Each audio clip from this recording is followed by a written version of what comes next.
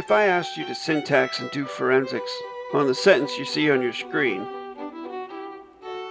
this sentence right here, where would you start? What would you do? Well, one way to start would be to credential the particles of negation. Do forensics on it. One rule is any vowel in front of a consonant at the beginning of a word is no contract.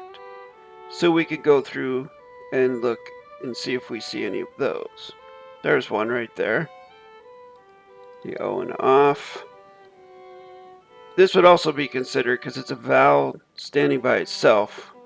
So let's look for some prefixes and suffixes that are no contract. What about this ly and verily?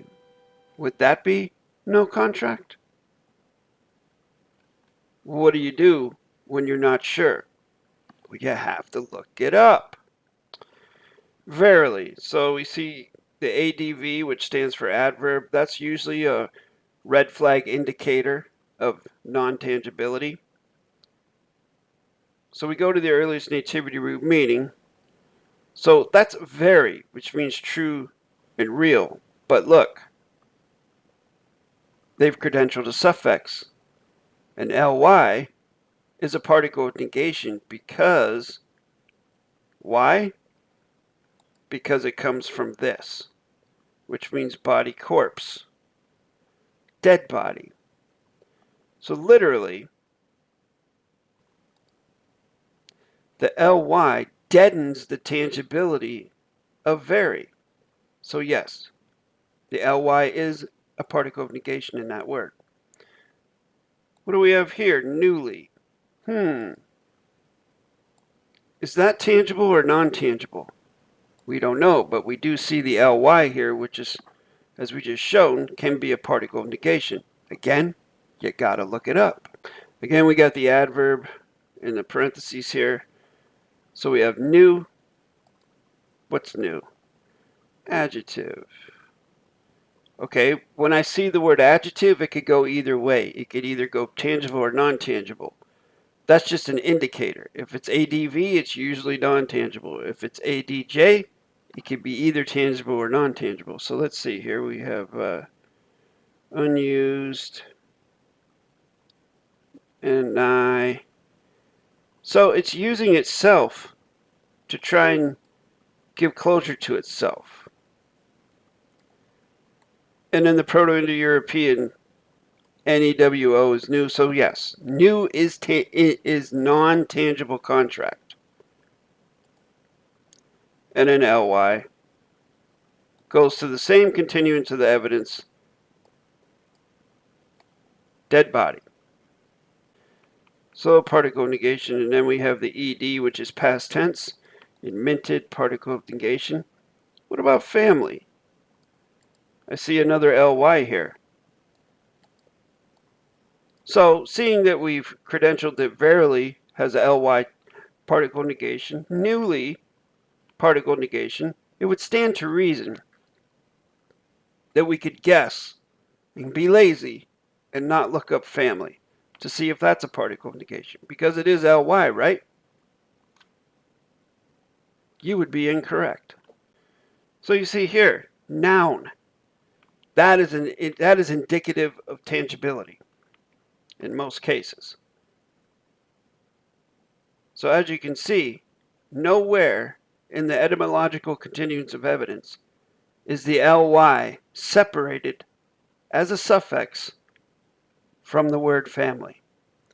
Therefore, ly is not a particle of negation in the word family, and it would be syntaxed as tangible contract. One other loose end to tie up, to is future tense, so therefore that is also a particle of negation in this context. So the next thing to do would be to syntax it. To put in the number values of conjunction, adverb, verb, adjective, pronoun, past tense, or future tense. There will be no position loadials or facts in this because this is not correct sentence structure. So you can start If you're experienced, you can start anywhere you want to start. If you're not experienced, I recommend that you start at the end and work backwards. Or we can start at the beginning and move forward. A warning though, if you start at the beginning and move from left to right, inadvertently sometimes you will find that you make a mistake and then you have to back up and fix it. If you start from the end, from the right side and work left, that won't happen. You'll be very efficient and very accurate with your syntax. But just for the sake of doing it, I will start from the port side and work toward the starboard side. So verily, very is tangible contract, but it has a suffix ly which poisons and kills, deadens the tangibility of the word. So verily is non-tangible. And this is the first step that you would do in syntaxing. You have to credential whether a word is tangible or non-tangible contract, because that will then inform your choice as to what syntax value to bank, as well as some other data. But for now, we'll say that tangible contract words are either going to be verbs, adjectives, or pronouns. Non-tangible contract words can either be adverbs, verbs, or pronouns. Conversely, non-tangible contract words will never, ever be adjectives. And tangible contract words will never, ever be adverbs. A sentence or a syntax scenario will never start with a verb. They will either start with an adverb, adjective, or pronoun. Syntax scenarios will either end on pronouns or verbs. Why? Because you can't end on a modifier, because there's nothing left to modify. Can't end on an adverb or an adjective. So armed with that knowledge, let's see here. We have a two-word sequence, verily so, because we have a break and it continues the evidence right there with that comma. Is so tangible or non-tangible? Look it up. Find out. In this scenario, it doesn't really make critical amount of difference whether it's tangible or non-tangible, because either way, it's going to be a verb being modified by the adverb verily. So that's a 1-2 syntax scenario. That's one of the 5 syntax scenarios. So that's a 1-2. Verily is an adverb, non-tangible, modifying non-tangible so into a verb. And if you want to know why so is non-tangible, look it up using the same mechanics I just used in the last few minutes of this video. So now I'm looking at the word I. I is non-tangible. Usually, any word that's considered a pronoun in the fiction, like I, you, he, she, it, they, everyone, those types of things, those are all going to be non-tangible contract. Say is tangible. TO is non-tangible. YOU is non-tangible. So now we have a break and a continuance of the evidence with this full colon here. So now we have a 4-word sequence. That's a pretty straightforward, easy one. I is a non-tangible adverb modifying say into a verb. TO is future tense adverb modifying you into a verb. Now we have this word, screw. That's tangible. THE is non-tangible. Newly is non-tangible because of the suffix ly. Not only that, but also because the word new is also non-tangible. Footnote, the word now, now, is also non-tangible. Look it up. Minted is tangible. It's in the past tense. Off, non-tangible. Color is tangible. Family is tangible. Crests is tangible. So now we have enough data to move forward. This word screw is tangible contract, and it's followed by a non-tangible contract, the, and non-tangible contract, newly. So when you see that, when you see two non-tangible contract words in a row, it usually means there's going to be a switch in syntax patterns or an unusual or not very common syntax pattern. And that is the case here, really, because screw is tangible followed by non-tangible the followed by non-tangible newly. You can't have two adverbs in a row because there's no substance to an adverb. They're both non-tangible. They don't exist long enough to modify each other. Adverbs only modify adjectives or verbs.